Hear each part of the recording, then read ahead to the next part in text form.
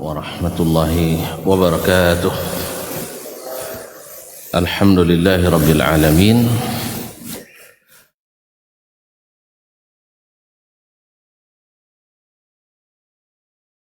Zalimin.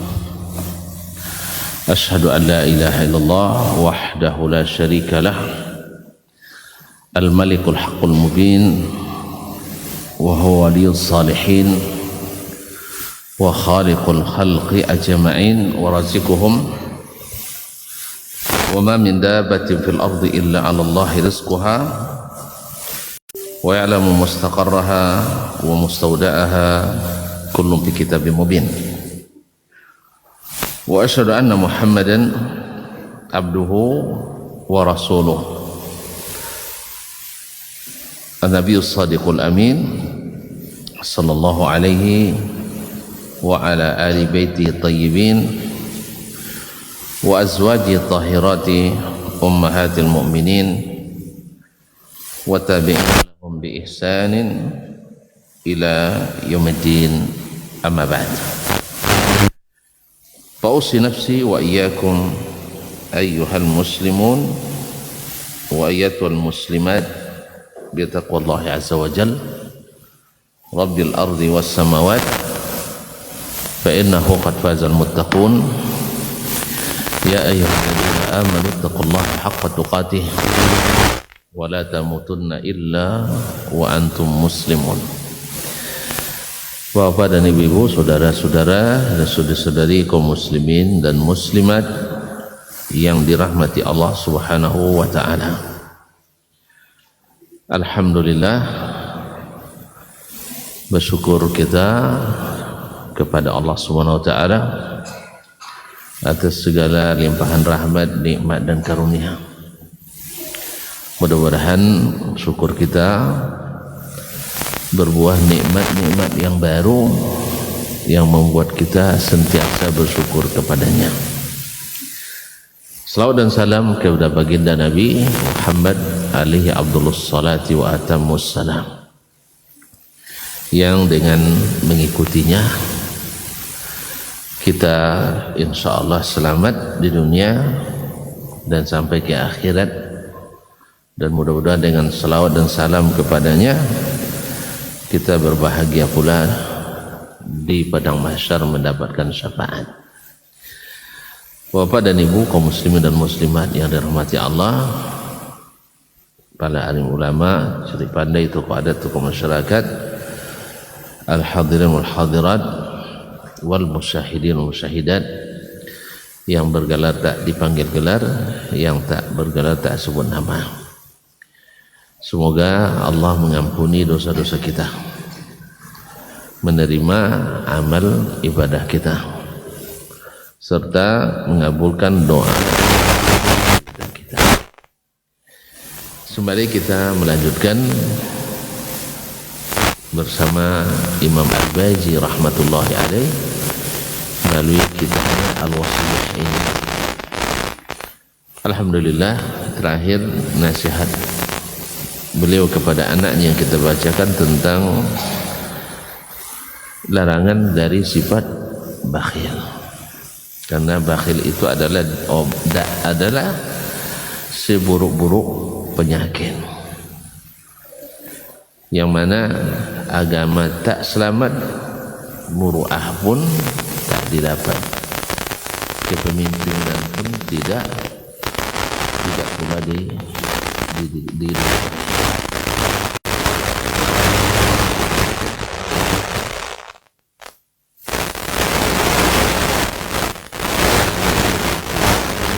Bakhil sudah sebetulnya sejak bagi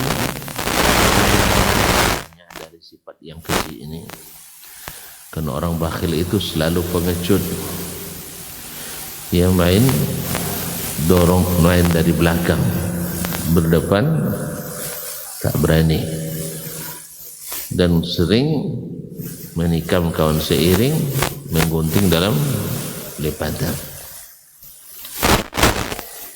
Ma'asyar kiram dirahmati Allah. Kemudian selanjutnya beliau menasihati, mengatakan wa iyyakuma wa mawaqifal khizyi wa kullama karihtuma ayadhhara 'alaikuma fajtanibahu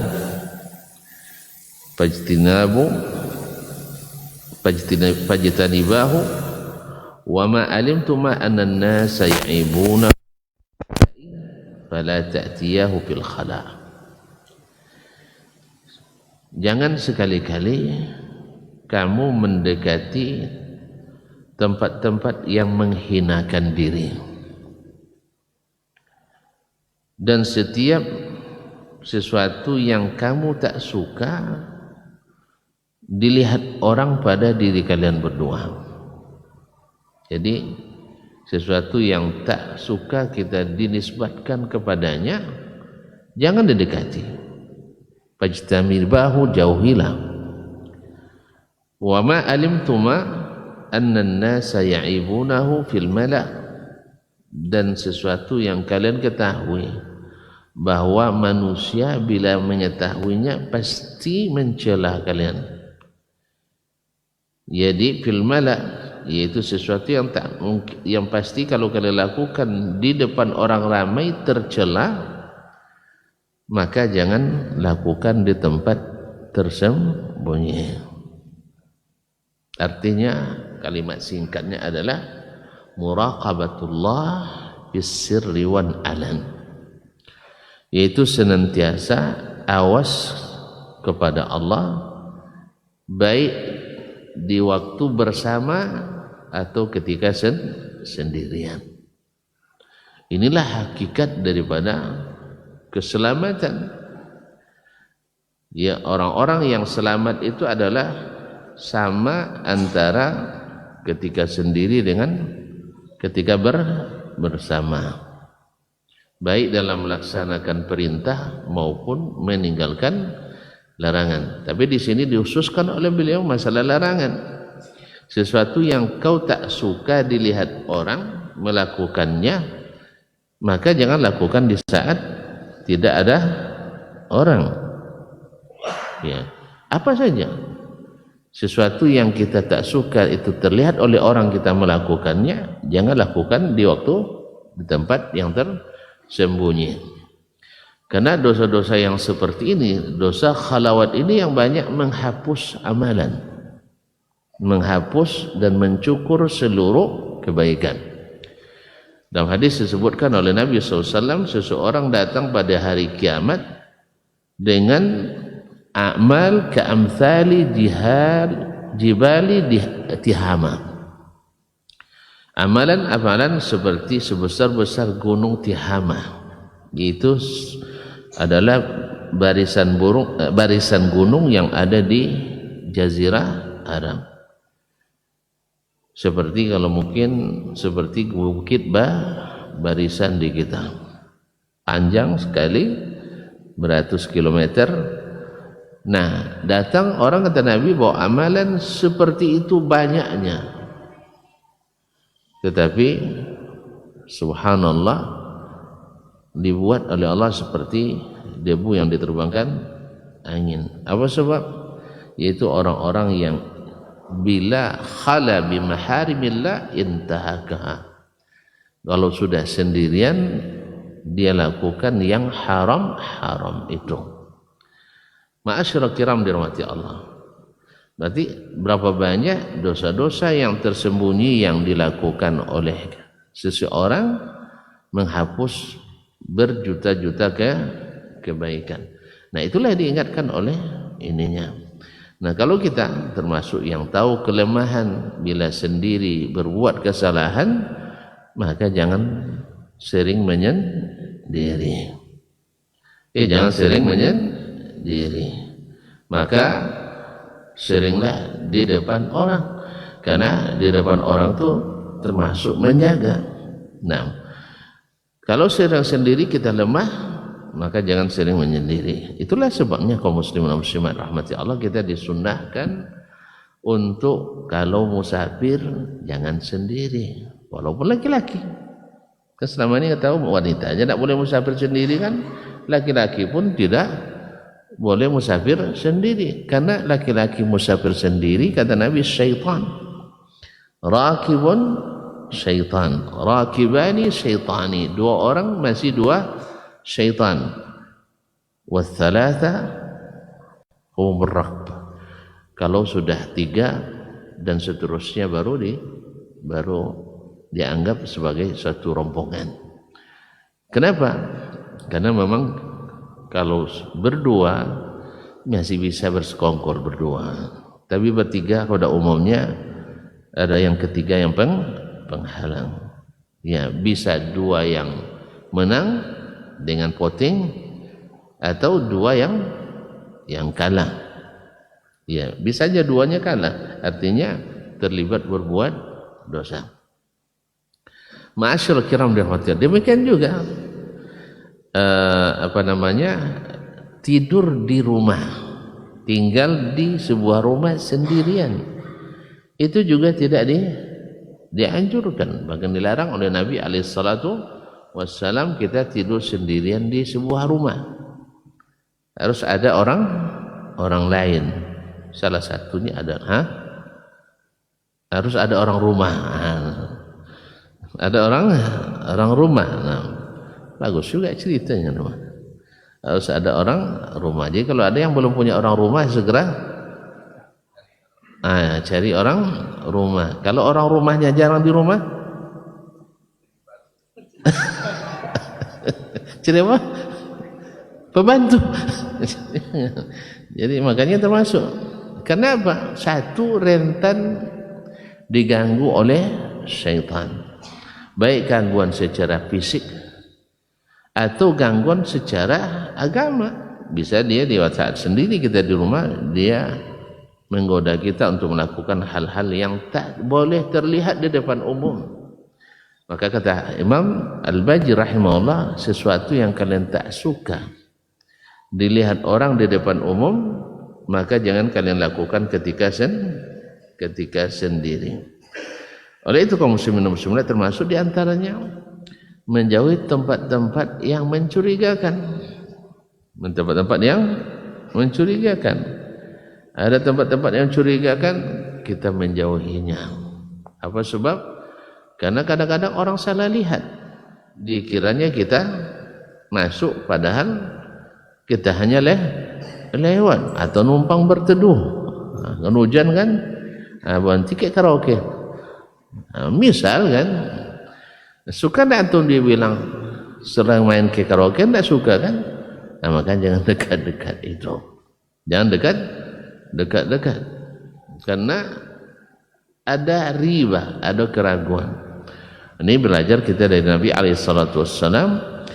Beliau ketika di malam hari dikunjungi oleh istrinya i'tikaf di Masjid Nabawi, ketika melepaskan kembali istrinya pulang, lewat dua orang Ansar, melihat Nabi alaihissalam dengan wanita, mereka berjalan tergesa-gesa. Ya, lalu Nabi panggil, ala rislikuma, jangan tergesa-gesa, innaha Safiyah, ini yang bersama saya adalah Safiyah. Safiyah artinya istri Nabi alaihissalam.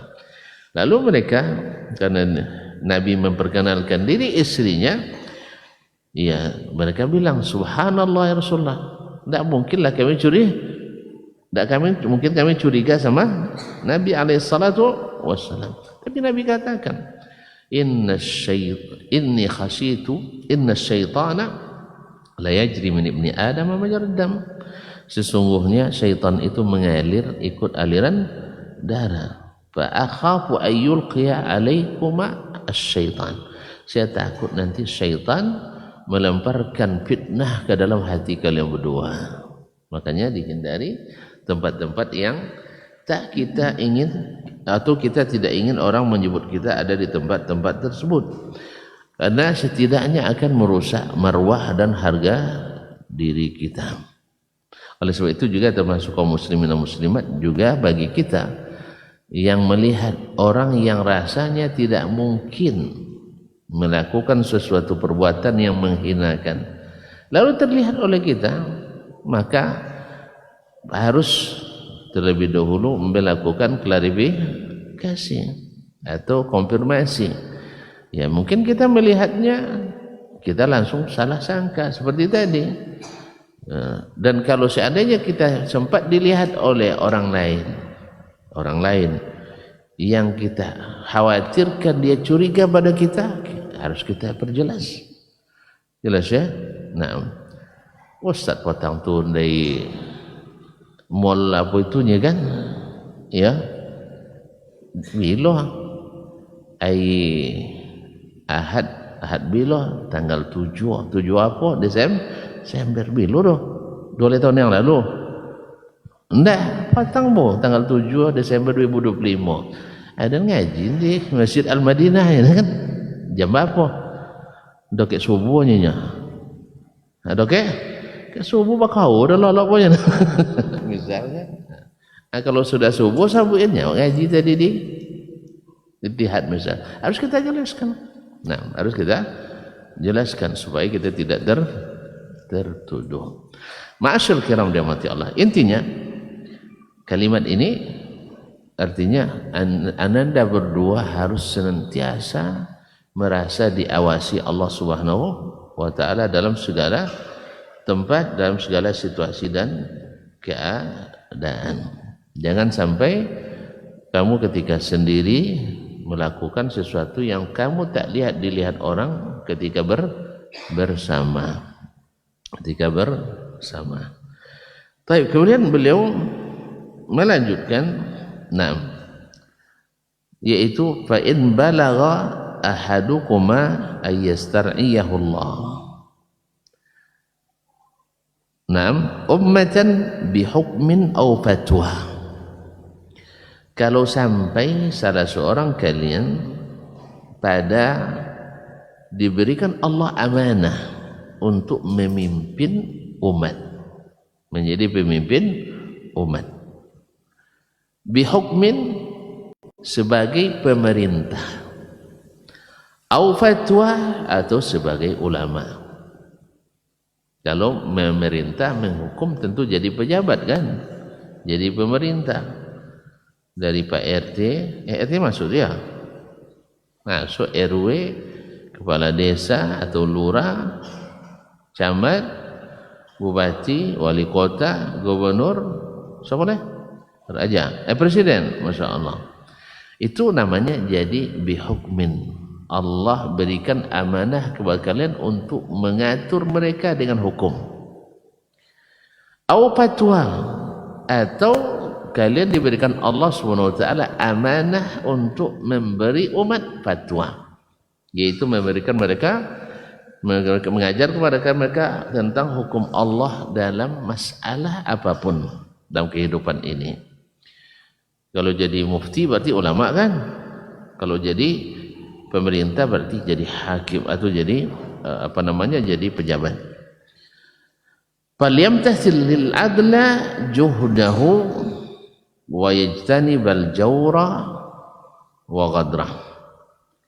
Dan hendaklah dia menjadikan sifat adil sebagai satu tujuan yang sungguh-sungguh dia dapat. Artinya menjadikan sifat adil sebagai tujuan yang kerja dengannya dia bekerja keras untuk melakukannya. Wa yajtanibal jawra wa ghadrah, dan menjauhi sifat zalim atau menipu. Kalau pemerintah mungkin ada zalim dan menipu. Kalau ulama ada enggak? Ulama ada enggak zalim enggak? Weh. Hah? Ikut apa ya? Jawab punya kualat lagi. Nah, nanti kita tanya ke beliau gimana? Jadi ada yang zalim, ada yang menipu. Fa innal ja'ira mudaddun lillahi fi hukmih. Karena sesungguhnya orang yang yang tidak adil atau jair atau tidak adil atau berlaku zalim melawan Allah bi hukmihi dalam hukumnya. Kazibun alaihi bi khabari, berdusta atas nama Allah bi khabarihi, dalam berita yang disampaikan kepadanya, mughayyirun li syariatihi, merubah syariatnya, mukhalifun lahu bi khaliqatihi, yaitu menyalahi Allah dalam penciptaannya. Qala Allah, wa man lam yahkum bima anzalallah fa ulaika humul fasiqun. Siapa yang tidak menghukum dengan apa yang Allah turunkan, mereka sungguh orang fasik. Fasik artinya keluar dari ketaatan pada Allah. Wa qaruya, diriwayatkan, kata Imam Al-Baji rahimahullah ta'ala, wa qaruya annal khalqa kullahum iyalullah, bahwa sesungguhnya makhluk semuanya adalah keluarga Allah. Wa anna ahabbal khalqi ilallah ahwatuhum li'iyalihi, dan sesungguhnya makhluk yang paling dicintai Allah adalah yang paling menjaga keluarganya, yakni keluarga Allah SWT, menjaga makhluknya. Naam. Taib. Waruya, diriwayatkan pula, ma min imri'in ustur'iya aw istur'iya ra'iyatan falam yakhutha binasihatin illa haramallahu ta'ala alaihil jannah. Tidaklah ada seseorang yang diberikan amanah untuk memimpin rakyat, lalu dia tidak melakukan atau tidak memimpinnya dengan adil atau dengan jujur, kecuali Allah haramkan baginya surga. Hadis yang pertama tadi yaitu al-khalqu kulluhum iyalullah, manusia atau makhluk semua adalah keluarga Allah, dan yang paling dicintai oleh Allah adalah yang paling bermanfaat bagi keluarga Allah itu, ya dibagi makhluk. Ini hadis dhaifun jiddan. Hadis ini sangat lemah. Adapun hadis yang kedua, makanya Imam Al-Baji menyebutkannya dengan kalimat at-tamrid, sigat tamrid, wa ruwiyah, diriwayatkan. Dia tahu bahwa hadis itu adalah sangatlah lemah. Maka dia memakai sigat at-tamrid. Nah, dan bahwa sesungguhnya makhluk semua adalah keluarga Allah Subhanahu wa taala, dan orang yang paling dicintai Allah di antara makhluk adalah yang paling menjaga, memelihara makhluk-makhluk atau keluarganya. Hadis dhaifun jiddan. Di hadis yang kedua, ma min imri'in ustur'iya ra'iyatan, tidaklah seseorang yang diamanahkan menjadi pemimpin bagi rakyat, falam yahutha binasihatin, tapi tidak dia pelihara mereka dengan jujur, tidak dipelihara mereka dengan jujur, kecuali Allah haramkan baginya surga. Ini hadis sahih. Artinya kaum muslimin dan muslimat, menjadi pemimpin itu atau menjadi ulama itu, kalau melaksanakan haknya dengan benar, yaitu adil ketika menetapkan hukum, adil ketika berfatwa, maka tempatnya adalah di surga. Sah? Bukankah dari 7 orang yang dilindungi Allah di padang mahsyar pada hari kiamat, yang pertama adalah imamun adil, imam yang adil. Sebaliknya, orang yang paling hina dan paling buruk nasibnya pada hari kiamat di padang mahsyar adalah para penguasa, para pemimpin yang tidak adil. Sebagaimana orang yang paling ditinggikan derajatnya pada hari kiamat nanti adalah para ulama-ulama yang adil dalam berfatwa, dan yang pertama pula diseret di atas wajahnya, di atas derajatnya ke dalam neraka adalah juga ulama yang tidak adil. Ulama yang tidak adil. Apa yang tidak adil?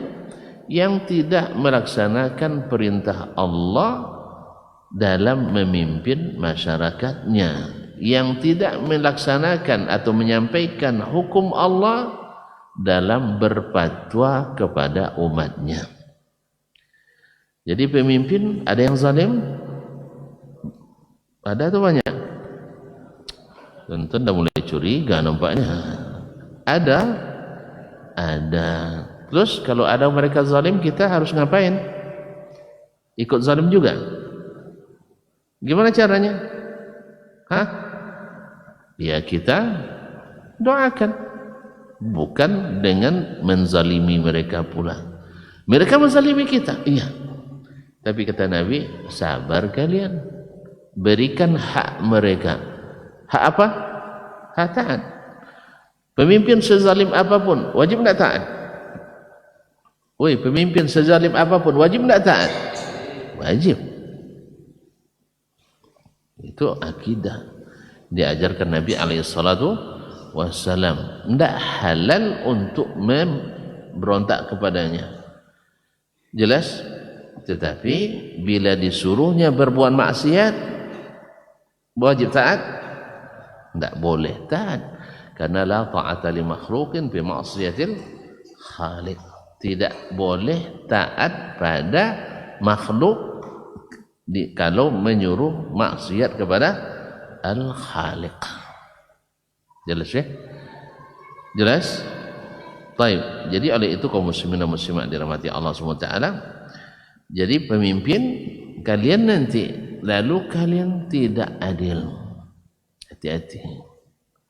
Sebab kalau tidak adil, di dunia hina, di akhirat lebih sengsara. Tapi kalau kalian adil, maka kalian akan diangkat tinggi-tinggi.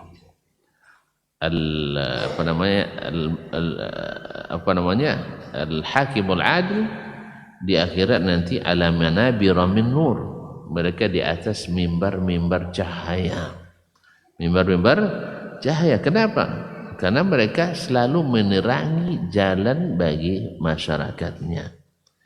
Menerangi jalan kemana? Jalan ke surga. Karena menerapkan hukum Allah kepada masyarakat pasti akan berhasil. Pasti akan berhasil di dunia dan akhirat. Tidak lama kadang. Tidak lama. Umar bin Abdul Aziz radhiyallahu ta'ala anhu memerintah hanya 2 tahun 5 bulan 22 hari. Lama? Berapa periode? Kan tidak sampai 2 periode ya? 6. Tapi subhanallah, sampai hari ini orang angkat tangan. Pakar ekonomi manapun, pakar keamanan manapun, pakar sosial manapun, pakar agama manapun, angkat tangan mau beliau. Rahasianya apa? Rahasianya apa? Menghukum dengan apa yang Allah turunkan. Sampai-sampai hewan-hewan peliharaan, kambing-kambing pun merasa aman. Subhanallah. Sampai-sampai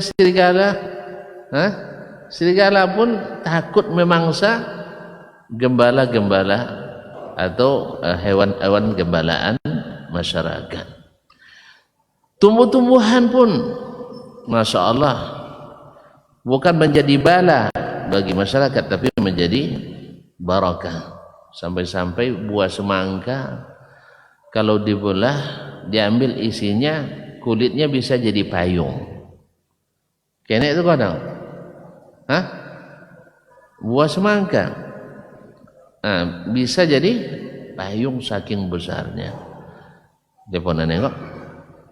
Kalau pernah nengok buah semangka, buah ada 5 kilo? Mak? Hah? Sawit. Tak semangka. Kalau ada sitan kodon nengok. Labu Cina, godang apa pun nampak dari paling godang. Godang pewuk. Pewuk 2 tekong. Kalau pewuk 10 tekong jadi lah loh. Kalau pewuk 2 tekong kenek ni pewuk lebih darun dalu. Nah. Asitan labu masya-Allah. Ya segadang copat dong ni. Nak copat nasi dia, copat mandi. Nah. Subhanallah, godang-godang. Jadi buah apa namanya?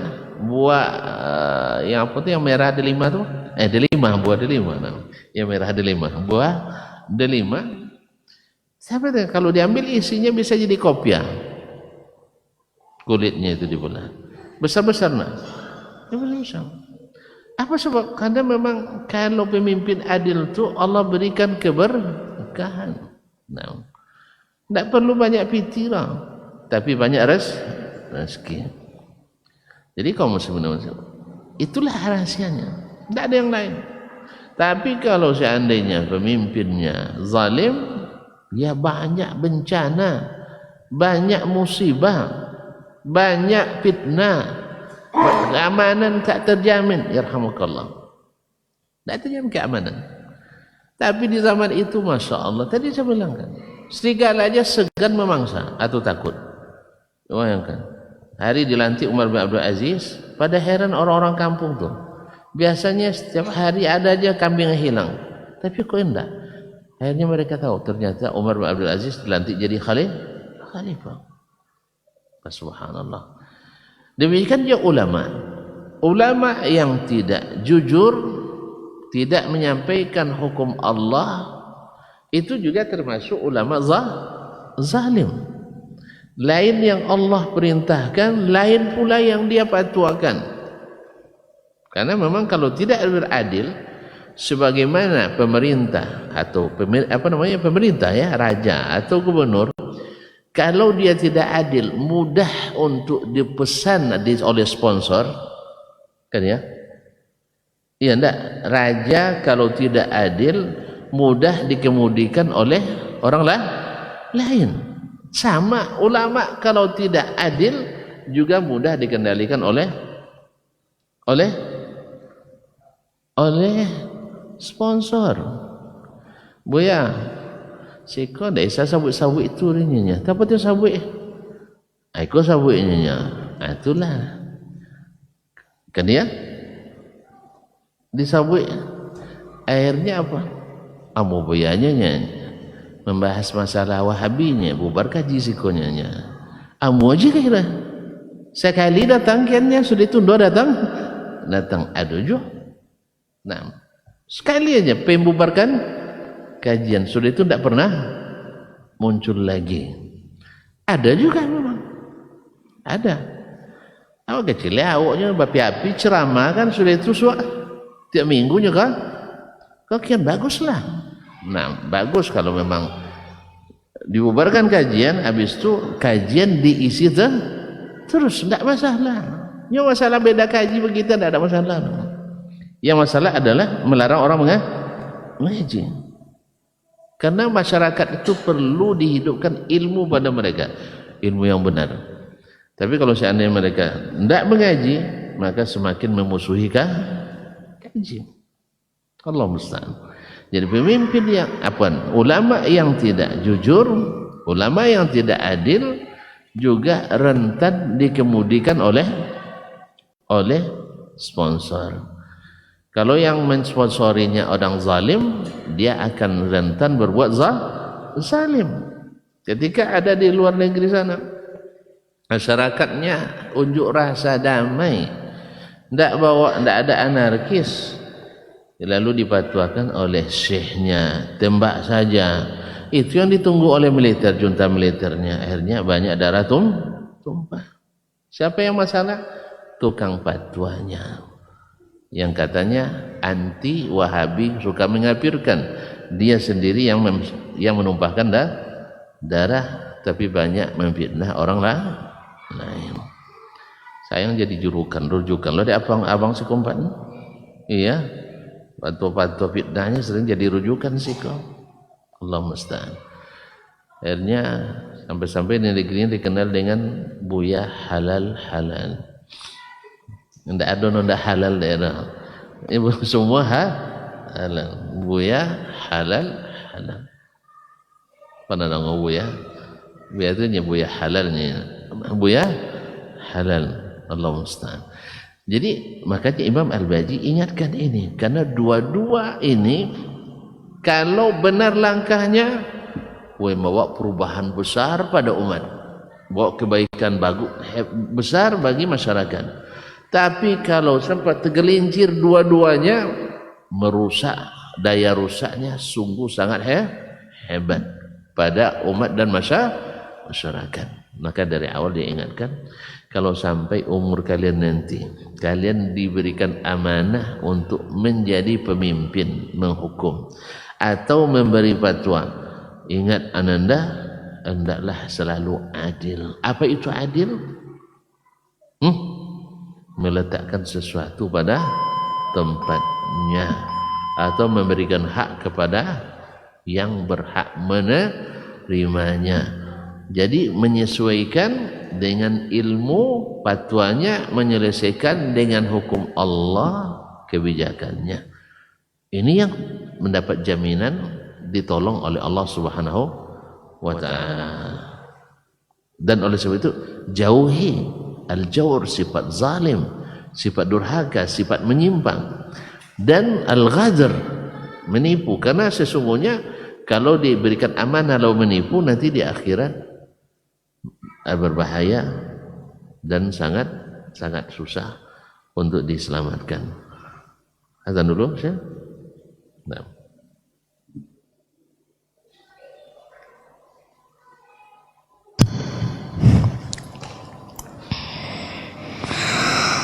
Allahu Akbar,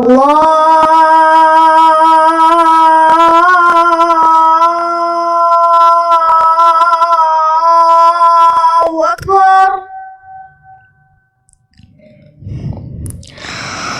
Allahu Akbar,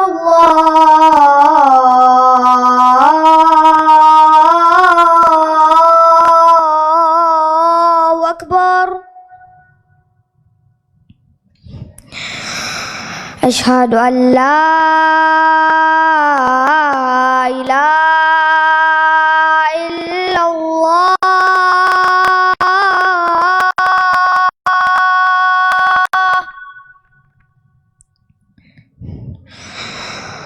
asyhadu an la ilaha illallah.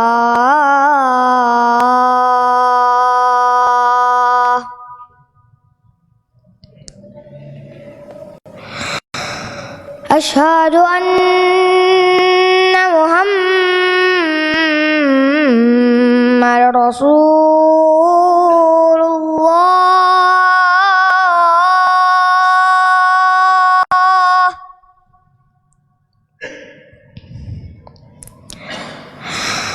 Asyhadu anna Muhammadar Rasulullah.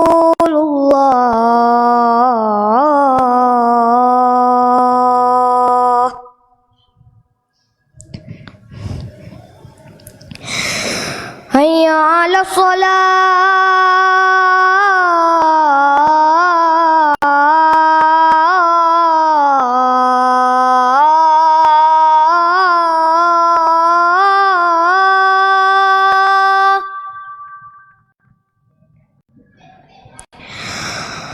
Hayya 'alas shalah.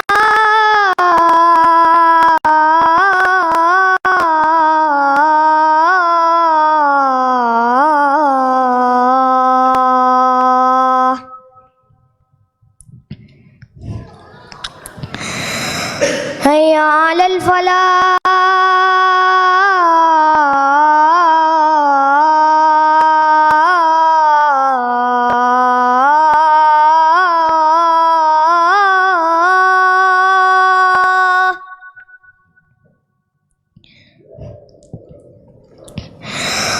هيا على الفلاح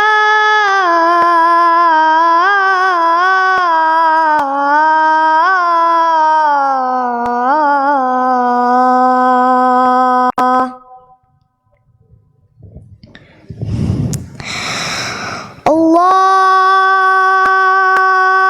أكبر الله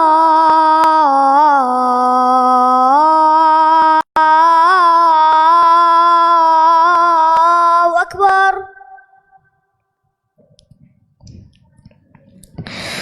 لا إله إلا الله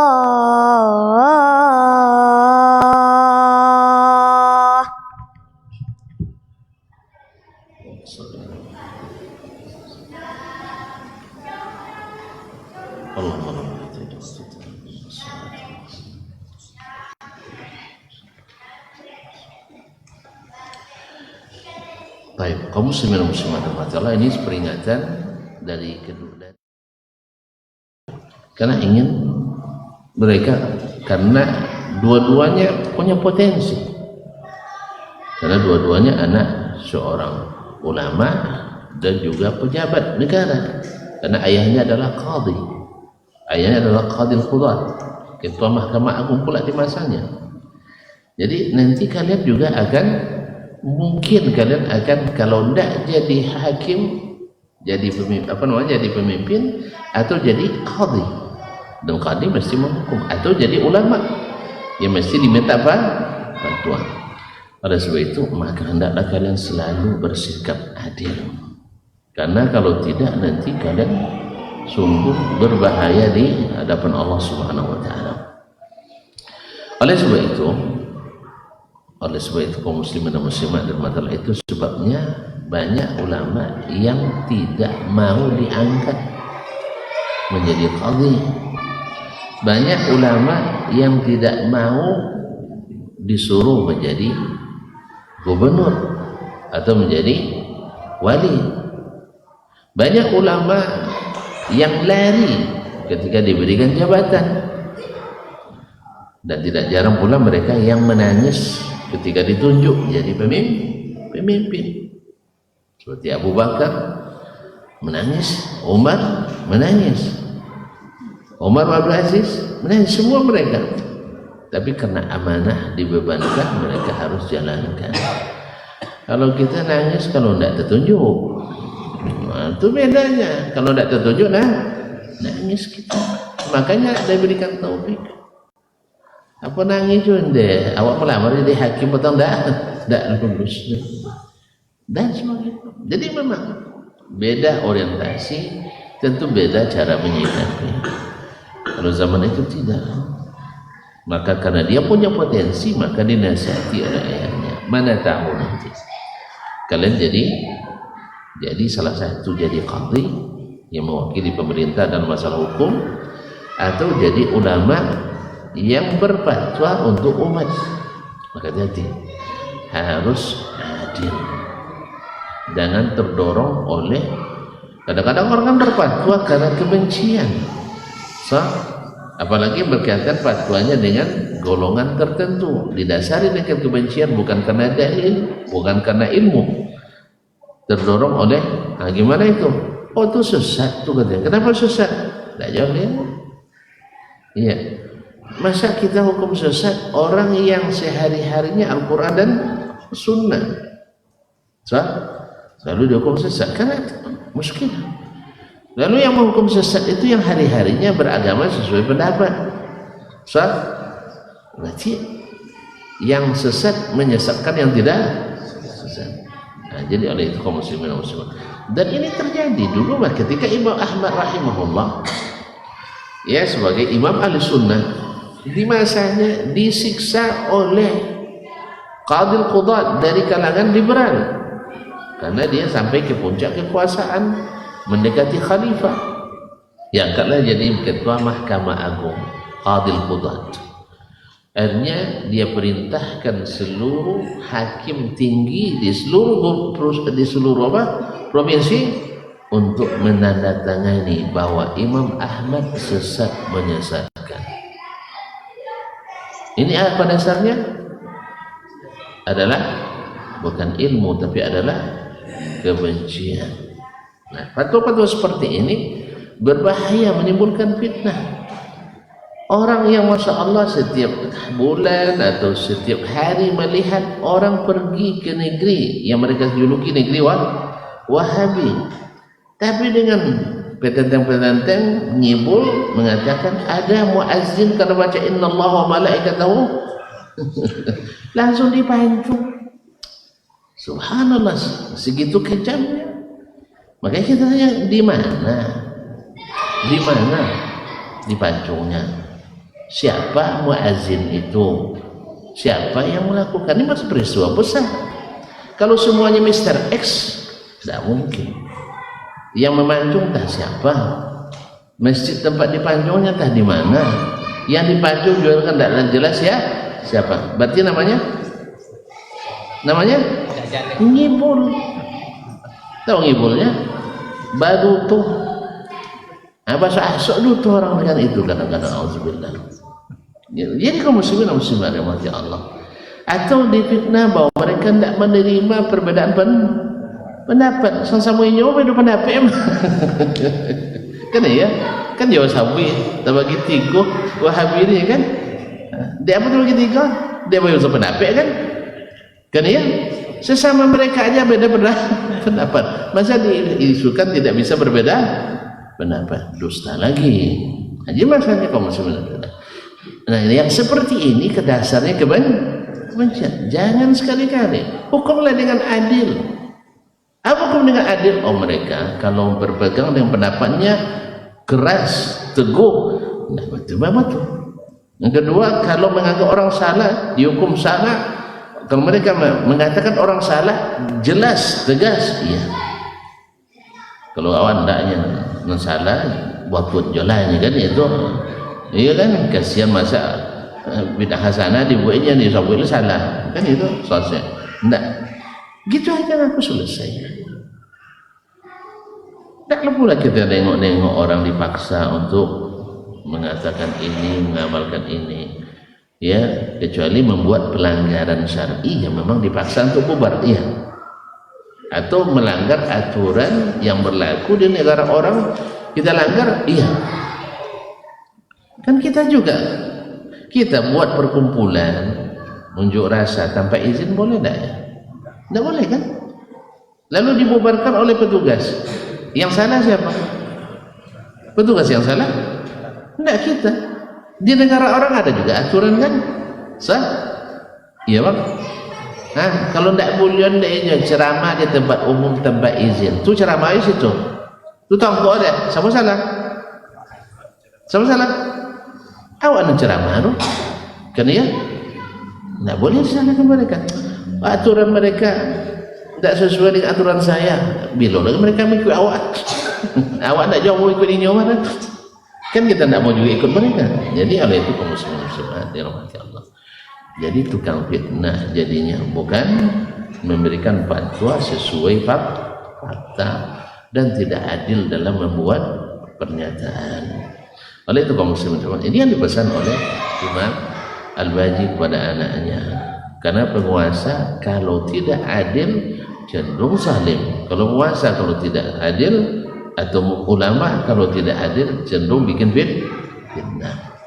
Nah, apa supaya tidak bekal yang harus ada pada seorang alim atau seorang hakim supaya dia adil selalu, yaitu pertama harus berilmu. Apa yang dia ilmui? Tentang hukum Allah dalam bernegara atau dalam berperkara.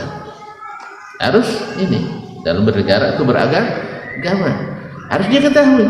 Kalau dia tidak tahu, gimana dia nak adil? Karena tidak ada yang adil, yang benar-benar adil kecuali hukum Allah Subhanahu wa taala. Nah, jadi dia harus tahu bagaimana untuk menyelesaikan permasalahan rakyat dengan ilmu. Ilmu apa? Ilmu yang Allah turunkan. Yang kedua, ulama kalau berfatwa harus juga berilmu tentang apa yang dia fatwakan. Kalau tidak nanti dia berfatwa tanpa ilmu juga akan zalim. Yang ketiga atau yang kedua, mesti mengamalkan ilmunya. Sebab tidak sedikit orang berilmu tapi tidak mengamalkan ilmunya, yang seperti pasti lemah. Ya kita tahu ini haram tapi kita kerjakan juga. Mungkin tak dia akan memfatwakan haram? Awak tentu barang tu haram tapi awak kojong juga. Mungkin awak fatwakan haram? Tak mungkin. Tak kena awak naik wajib misalnya kan? Mohon maaf. Dulu di Indonesia semua ulama kita kecuali ya segelintir mengatakan ini apa namanya makruh. Tidak ada yang berani bilang haram. Pada tahun 2004 baru Majelis Ulama Mesir ditanya boleh memfatwakan pria punya selera haram. Baru mulai ada MUI kita yang berani memfatwakan haram. Tapi terjadi konflik juga antara MUI ini dengan MUI ini. Ada yang bilang haram, ada yang tidak. Karena sudah lanjut. Rupanya kenapa kok baru lama fatwa ini keluar di Mesir? Ternyata Majelis Ulama Mesirnya dulu yang periode sebelumnya kebanyakan perokok berat. Makanya tidak akan lulus fatwanya untuk mengharamkan. Karena ulama yang akan memfatwakan haram itu masih memandang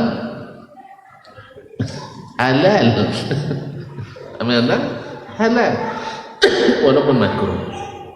Tapi seiring dengan berkembangnya atau pemikiran dan wawasan mereka tentang kesehatan, akhirnya sudah mulai ulama berikutnya meninggalkannya. Sehingga bergantilah generasi perokok berat dengan perokok yang dulu mayoritas perokok, sekarang yang perokok di Majelis Ulama itu tinggal lagi minor. Sehingga keluarlah fatwa haramnya merokok di Indonesia. Karena murid-muridnya kan banyak, ulama kita kan banyak tamat masjid. Nengok syekh menfatwakan itu, akhirnya mulai pula ada yang ingin memfatwakan rokok haram karena memang menyusahkan. Banyak bebantai jadi ini dia okok jual kan ya. Banyak ibu-ibu yang bagaji minta cair dek okok jual, awak kojo hanya besoknya kojonya kan ya. Tak tahu tuan kita tanya ke kak awak nak lejon. Nah awak tu kan CBT ia tukang panggangnya.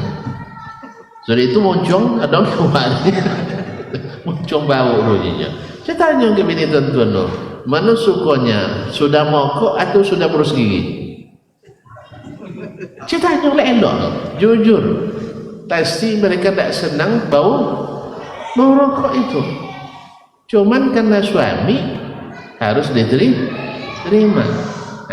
Buat banyak lo, mokok rajin kojok sogan. Akhirnya piti bini mampir. Tidak tak cari kadang dia. Banyak masalah kesehatan. Yang perokok pasif kadang lebih berbahaya daripada perokok aktif dan sebagainya. Alhamdulillah mulailah di antara para ulama kita untuk berpikir mengharamkan rokok.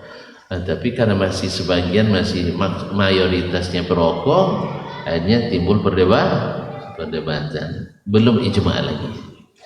Tapi kalau di ulama di Arab Saudi, di negara Teluk pada umumnya, karena memang rata-rata mereka tidak perokok, maka fatwa haramnya sudah sejak dari awal lagi. Dia dah lama mau rokok itu haram. Nah, cuman perokoknya juga banyak.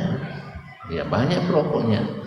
Nah, ya Sampai-sampai dana untuk merehab orang-orang yang sakit karena merokok itu termasuk dana besar yang dikeluarkan oleh pemerintah setiap tahun. Waktu saya masih sana dulu lebih kurang 6 miliar dolar per tahun untuk mengobati orang yang sakit akibat rokok. 6 miliar dolar apa harusnya?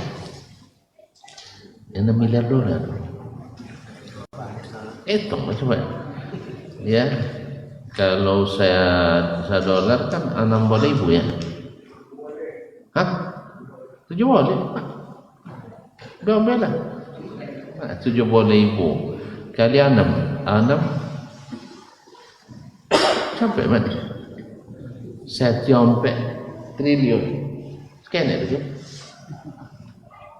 Hah? Dan antara apa begitu? Hah? PT di antara apa macam tanggung? 2 triliun kan? 2 triliun kan?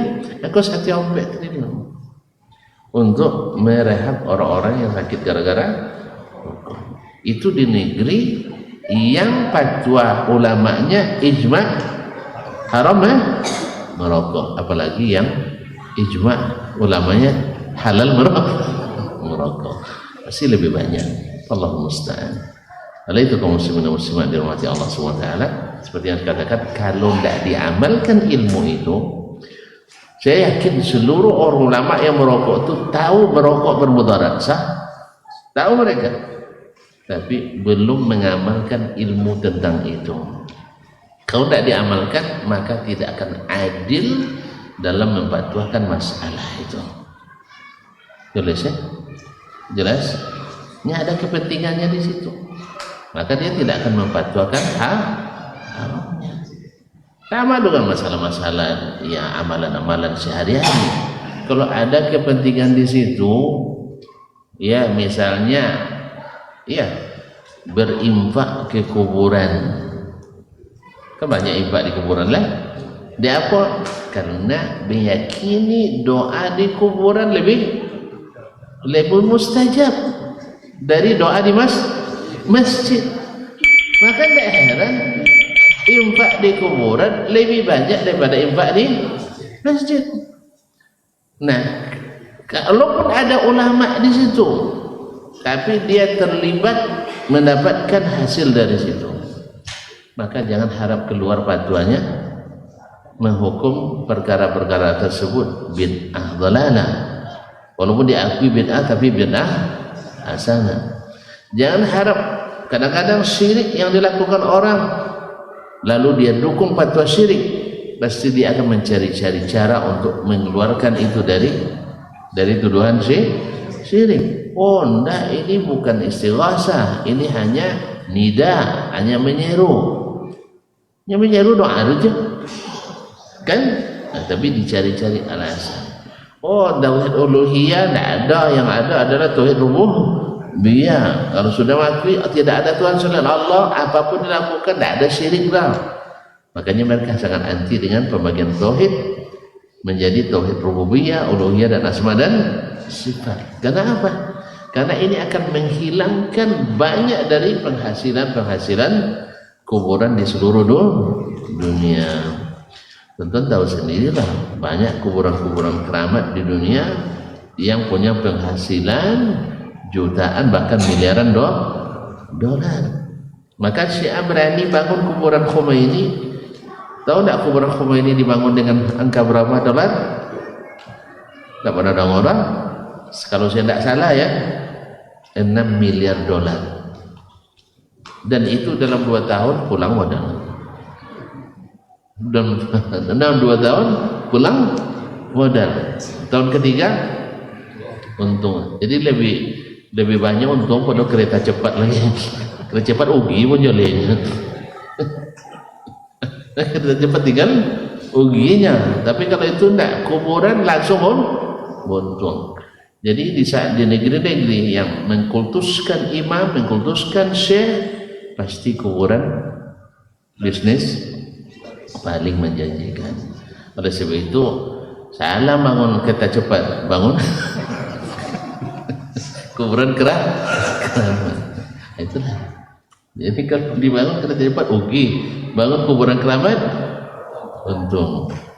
Soalnya tidak pernah lunci modal ke Cina. Allah mustahil. Baiklah, mohon maaf ini urusan orang ya. Nah, maksudnya apa? Kalau kalian nanti tidak mengamalkan ilmu yang kalian ketahui, maka kalian tidak akan pernah berfatwa dengan ilmu yang kalian ketahui, tapi adalah sesuai dengan permintaan pasar.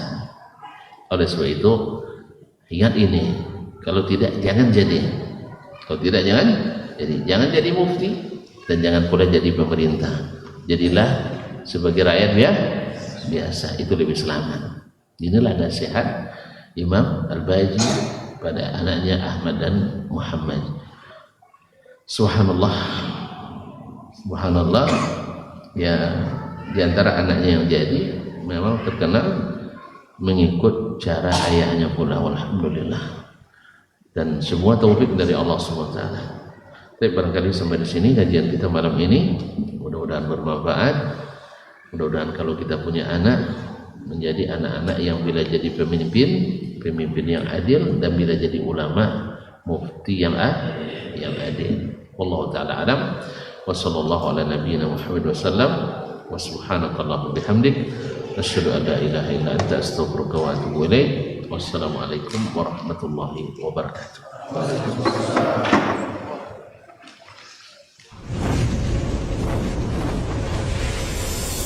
Baba TV Sunnah, belajar agama baru alim.